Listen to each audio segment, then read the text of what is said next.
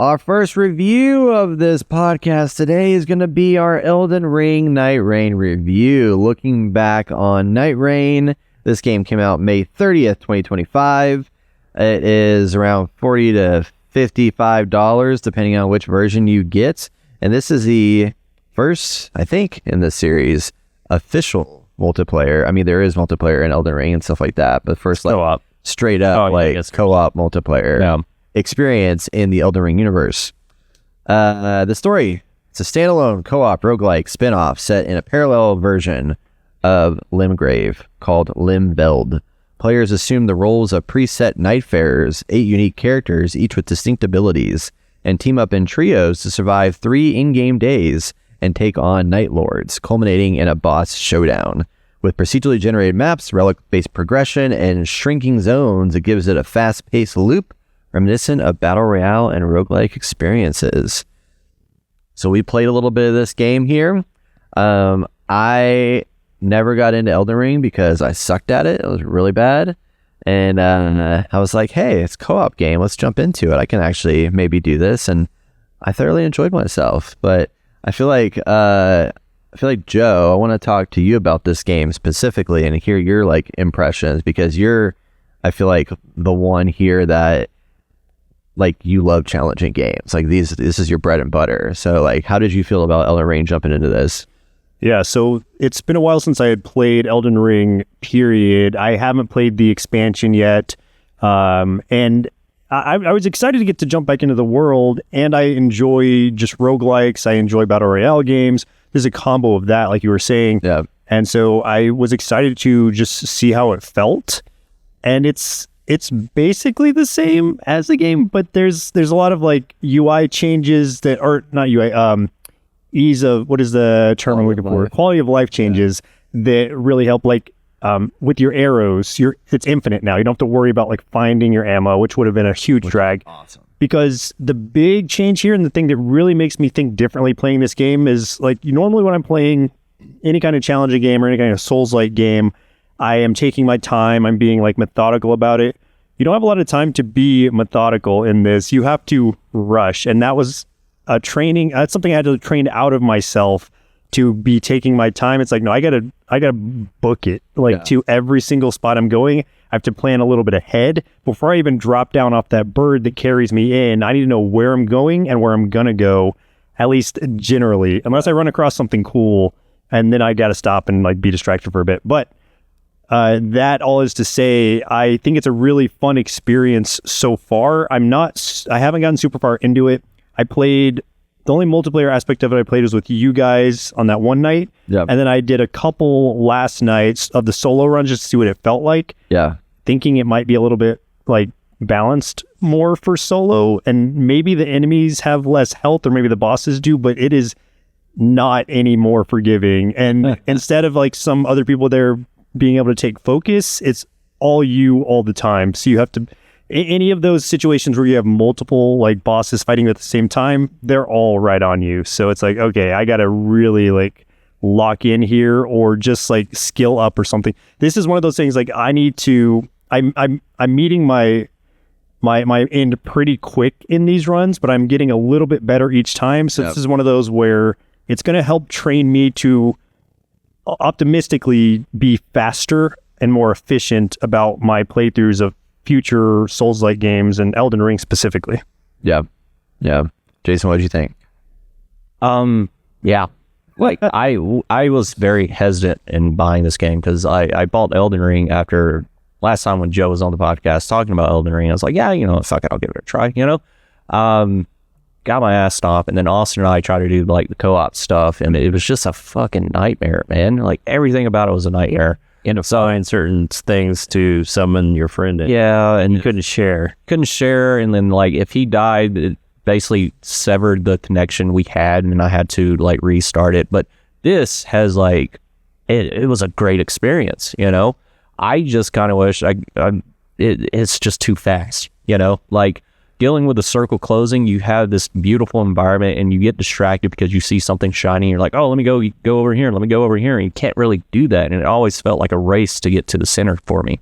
So I couldn't really like, I guess, play around with my character enough to like really realize the full potential of them and try to like do as much as I can, especially with like going through the inventory, all that other stuff. It just seemed a lot faster than I was hoping for, you know? I enjoyed the speed. I enjoyed like running around, climbing up walls and that stuff, but like the time limit of getting back and forth kind of like killed it for me. But I'm still super interested in this game. I'm not going to put this game down. I want to play it some more. It's just it's just it's a very interesting game, and I don't know, it's very beautiful, I can tell you that much. But I was digging the combat. I want to try out other characters because right now I'm just playing the archer and I'm kind of like digging him a lot. But I kind of wish with like the single player stuff, right, is like in the very beginning you had a NPC with you assisting you, and I kind of wish they introduced that into the single player stuff. Have at least 2 other NPCs that you can select on which ones you want depending on the battle, and then go in and they kind of just follow you around or take aggro or at least pick you back up. Because I'm assuming if you played single and you died, how do you get back up? So you get, which is weird to me, like you get 1 like free revive. Okay. I don't know why you don't get 2 or 3. It's like, I'm alone. Give me everything I can have. Instead, it's like, you get 1. And yeah, like, I want to, so you were talking about the archer. I want to bring up the experience that we had together that is memorable to me of Brett and I both dying on this boss, and then you, as the archer, using your ult to res us both.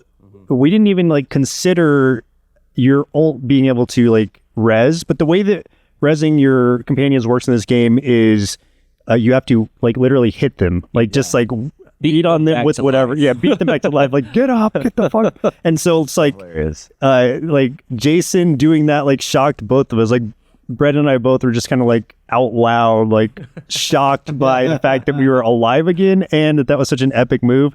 I think we beat the boss at that point. We couldn't beat the next boss, but we got further because of that. So that was just an awesome, memorable moment, which is what I love about games like this, and specifically this one and the experience we had.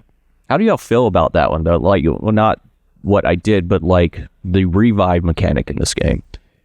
I don't think there's a better way they could have done it. Because the alternative would have been like holding down a button and you're just like waiting and like picking at him like, hey, get up. But I think it's interesting because it like keeps the action going. It's like, I'm hitting the enemy, let me hit you also. Or it's like if the enemy's near you, then you can like get some swings and they're hitting the enemy and like resing your partner. So I think that's probably like the best way they could have done it. Weirdly, as strange as it is, just to like, I need to hit you as hard as I can with my axe to make you come back to life. I think it's just a cool mechanic.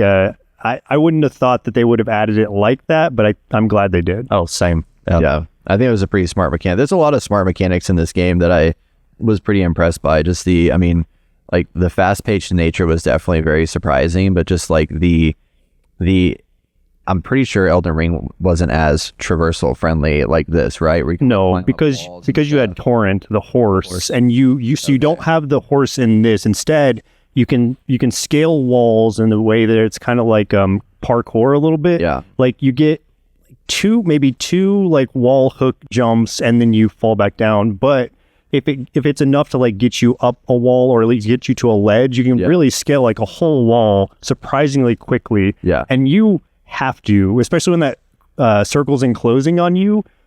Like it's so easy to get trapped. Don't be in a cave. I've been in a mine so many times and just like, oh, it's a dead end. Crap.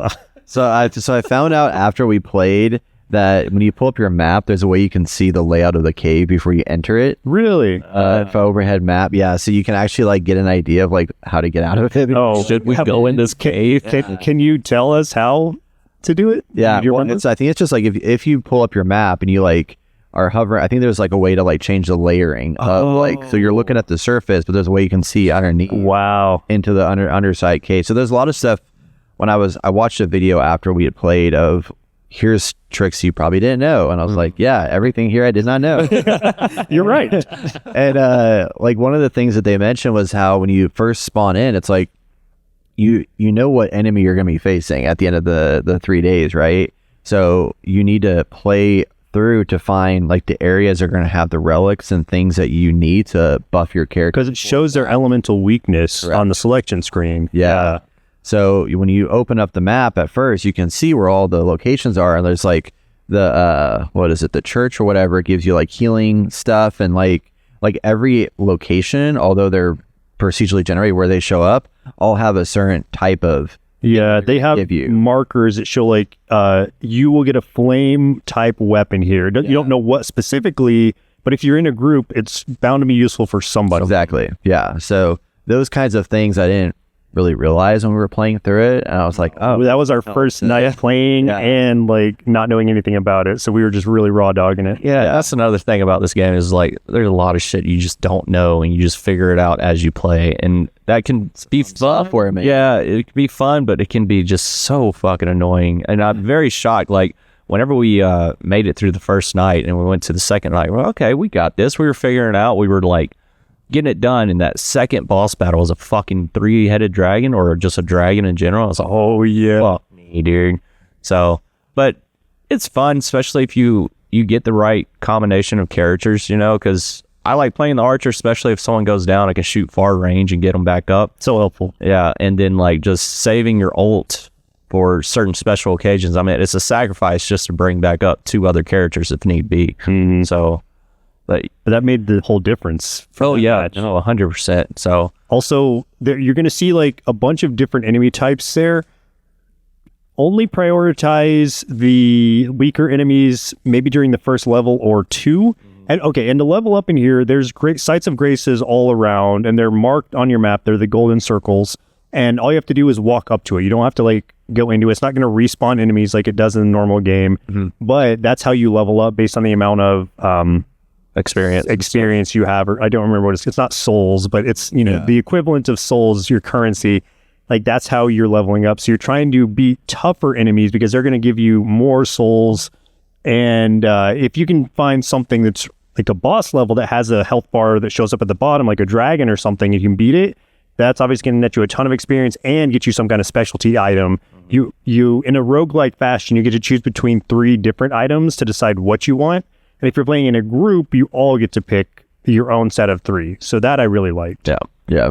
And then also like all these upgrades and stuff don't really carry over if you die and you try to go back and play again. The only thing that really carries over are the artifacts. Relics. And those would go particular to certain characters to like upgrade them, give them a permanent passive buff. Those are like all randomized too. So you don't know who it's going to be good for. But you might find one that is special for your character, but that's just kind of luck of the draw. Yeah. Ask questions. Ask questions. Austin, I think you'll love this game. I'm not gonna lie. Yeah. What the hell? How did you get into this? What? And it was what did you? I was like that wanted to get this. I want to get this. Yeah. I was just like, it's kind of like when I got a Fallout 76. I was like, oh, finally I can play Fallout, but not be by myself. And unfortunately, when it launched, it sucked. So. That was a bummer, but I was hoping that this would not suck because it's from software. No, turns out it doesn't. So, yeah, but you had no reason to believe it was going to be any different than. Well, was it the play that inspired you? Play, yeah. Okay. And it's like I enjoyed like the world of Elden Ring. Same. I just was really bad at it. And when I jumped into this, I was like, oh, I kind of get this more for some reason. Like I was less reliant. I mean, I still have to like obviously parry and dodge and stuff like that, but I was a little less reliant on it because other people were taking aggro for me. Yeah, it gives you the ability to like skill up a little bit more because you're able to take your time and fight enemies by flanking them instead of having to face everything face to face. Yeah. Because if you're still learning how to play this type of game, it would be really hard to do solo. Yeah. Do y'all feel like it's still a little bit more forgiving compared to Elden Ring OG? I think in the sense that everything is scaled out appropriately to where you are, I guess, day-wise. So what I mean is like things on the outside when you first start are going to be really weak. Yeah. So everything is kind of scaled to you in a sense. It gets harder and harder as it goes inward. And so if you go inward too quickly, you're going to be screwed. But if you pace yourself around that circle, you're going to be a lot better off. Whereas in Elden Ring, if you don't know where you're going, and even the first enemy you fight, like the mounted dude, like he's going to be like way, way, way too high for you to even fight. That's just them showing you that like you're in for a tough time. You got to really watch out who you're facing. So this at least gives you enemies that are scaled to your level. So I think in that way, it's not necessarily more forgiving, but at least more fair, because you don't have to worry about like, am I strong enough to even go in this area? And your weapons scale up pretty easily. And as you're leveling up, you don't have to choose stats. It chooses for you based on whatever character you are. Yeah. So how many maps are there? Just one. Just the one. Well, Yeah. So there, but there's like how many bosses? I think it's 8 bosses, Yeah. I believe. Is it always the same run? No. So you fall in different areas. Yeah, and it's set up based off of days. So like you start off, you drop in the area, and you see the whole map, and the map is gonna be the same for every day that you play. But in the day, the circle like gets smaller and smaller into like a point, and that's where you fight like a mini boss on that day. And if you beat that day, kill that mini boss, you start day 2, same map. So now you can go around and explore other areas, and then it'll circle in again to the next mini boss. And then on day 3, the end of that is the actual boss that you entered in that run to fight. And if you beat him, then you completed that run. And when you do, even though the map's the same, the location of all the things on the map differ every time you go into it. Like when you start a different run, Yeah. like you don't know where everything else is going to be. You just know the layout generally. Yeah. Gotcha. So the enemies spawn in different locations, or they're always the main Yeah. like enemies always spawn in this camp.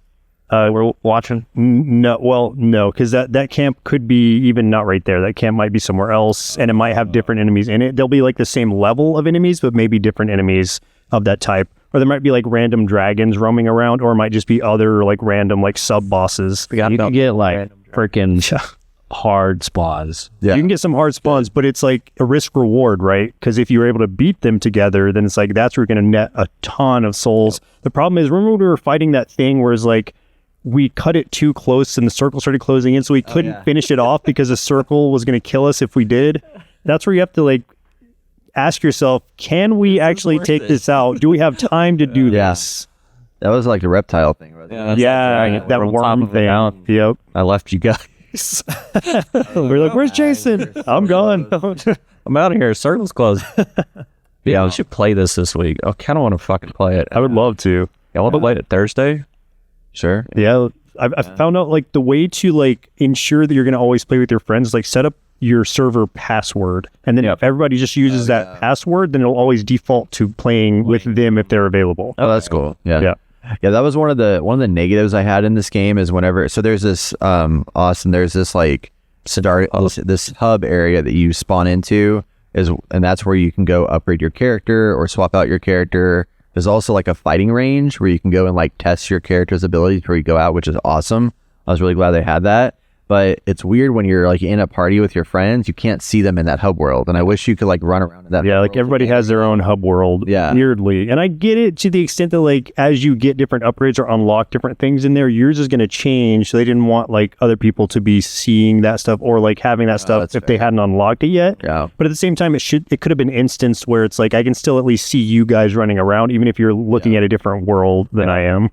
I will say though, having this being a year that Monster Hunter Wilds came out and how abysmal that multiplayer experience was, this was a breath of fresh air. And for Elden Ring, having not done this, like this is because the backstory of this project is Hidetaka Miyazaki, I think, wanted to like make sure it wasn't just like him making these games or whatever. So this is a side project that he gave to their chief combat designer, I believe, that led this project, and he ran it and managed it. Junya Ishizaki. Nice. Yeah.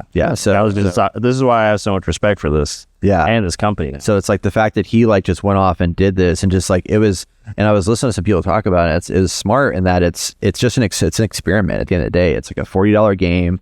This isn't their Elden Ring, blockbuster that's going to sell gangbusters, but now they can test out like, hey, let's try some multiplayer stuff and just see what happens. I think it's a precursor to something else that might come in the future. And even as it is, like it's very replayable. Like I really enjoy playing it. If like you guys played all the time, I would be playing all the time too. Yeah.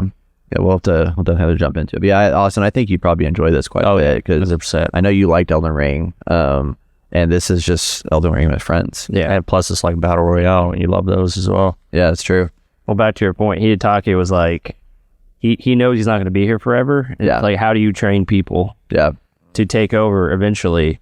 Like, they have to be able to do things like this and make mistakes. And if they're not doing it, they're not going to, then eventually someone's going to get thrusted in these leadership roles and they don't know what they're doing. That's great. And then you have an early passing of the torch. Yeah. And someone was talking about this, and it's just like comparing it to Western devs, and it's just like, it's so sad. It's just so sad. I mean, this is a great example of, I kind of look at it with Marathon. It's like, this is an extension of what has already been created, so the foundation's there. Yeah. And it's just taking it to the next level, or at least to a new area that I'm sure a lot of people have been wanting to experience. So, well, it's also smart that it's like, I mean, Marathon, I think the big thing with them is that there wasn't anything that felt like, other than the art style, like felt fresh and new from what we saw and stuff. And like, this is like, hey, let's take Elden Ring, which people love and is really, really challenging, and throw this battle royale, like just these amalgamations of things that you wouldn't expect to come together, and like this almost like Zelda-like traversal system where you can climb pretty much anything as long as you have the stamina and stuff to get up the sides of things and whatnot. And it's just like interesting, like pulling these different ideas together makes it nice. And some of these like bosses too, like the thing that I think made it easy for them to get here is that some of these bosses are even reused bosses from like the Elden Ring game. Mm-hmm. So it's like they're not all like brand new, but the combination of all these things together made for a unique experience. And again, $40, like that's $40 is well worth the price. And like Jason was talking about earlier, with the having it be so quick and not being able to really like experience the world and stuff, it's like I felt a certain way about that at first, but the more we played it and the more I've played it, the more I see like, you know, I get why it's like a fast in and out kind of experience, because as much as I would like to play like through Elden Ring total with you guys, that's a 120-hour game. Yeah. We're never going to finish that if we were to start that. So having just a quick like self-contained experience is so nice, especially when time is such a factor. So and being able to get that in with your friends and have memorable experiences in like a pocket-sized amount of time, it's like that's the best way they could have done it, in my opinion. Oh yeah, no fall damage, which is so good. Fall hesitant on the fall damage when we first played. Can we jump? Can we make this? Yeah. Like, that's another quality of life thing for sure. Can you imagine if they did have fall damage? It'd be impossible. I would blame. Trying to go that fast? No, it'd be so annoying. You'd be dead. Yeah. Anything else y'all want to say about Elden Ring Nightreign? Game of the year? Probably not game of the year. Nah, but it'll be up there. Yeah. It'll get some kind of award, I think. Best multiplayer game. I Best think definitely could fit in the multiplayer arena for sure. Maybe. I want to play this week. Yeah. Okay, I'm down. I still got it installed. It's ready to go. Same. Awesome. Well, Elden Ring Nightreign, it's out now. It's been out for a little while. It's definitely a game for like you want to play with some friends for sure, I think. But if you so choose to put yourself through the wrath, you are welcome to play solo and pick it up for $40 on PlayStation, Xbox, and PC. So, that's the other thing too. It's available on PC. But we did find out it is not cross-platform. Yeah, unfortunately. So if you have friends that are playing on a device, you want to make it so we bought on PlayStation, Austin. Yeah. Mm-hmm. Yeah. That's a hard switch for me because PlayStation controller is so different than the Xbox controller I'm used to using. Yeah. It's the joysticks, man. Have them offset. Have them side by side. Right there. Oh, but you're used to it. I'm not used to playing. Yeah. Elden Ring Nightreign out now.